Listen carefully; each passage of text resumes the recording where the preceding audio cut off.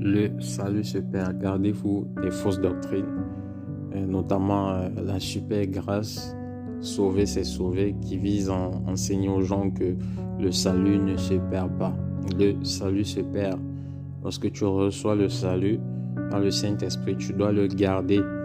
Même le Seigneur a dit à une église, je connais plus le nom de l'église, ça doit être Apocalypse 2, que si tu ne te repens pas, je viendrai à l'heure où tu ne sauras pas et je retirerai mon chandelier.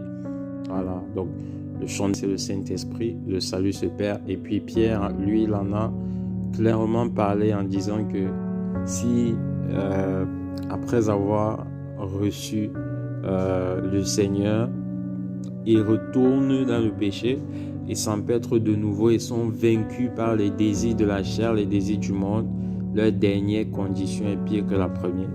Donc vous voyez clairement que le salut se perd. Il y a plein de passages comme ça que le Seigneur Jésus a donné et qui sont donnés dans la parole du Seigneur, qui te montrent que ici c'est une guerre que nous devons mener.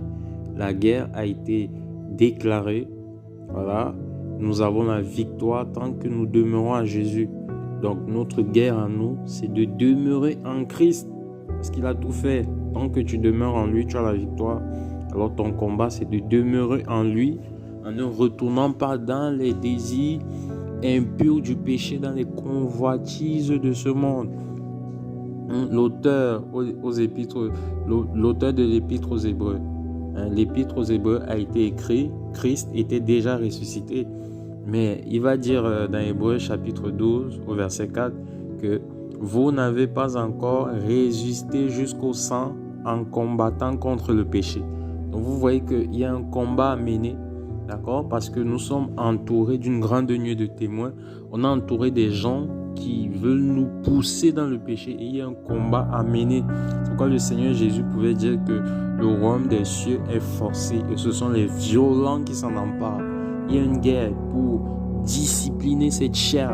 Il y a une guerre pour demeurer dans la sanctification. La Bible dit que le juste vivra par la foi. Mais s'il se retire, mon âme ne prend pas plaisir en lui. Pourquoi le Seigneur pourrait-il dire ça si le juste ne peut pas se retirer? On dit bien le juste, d'accord? Donc, le Seigneur Jésus est fidèle, d'accord? Le salut, tu le perds si tu ne demeures pas en Christ. D'accord? Le salut qu'il t'a donné, tu dois le garder. Tu dois le garder jalousement, tu dois le garder fermement. Voilà, fermement. La Bible dit encore que, je crois que c'est dans 1 Jean 5,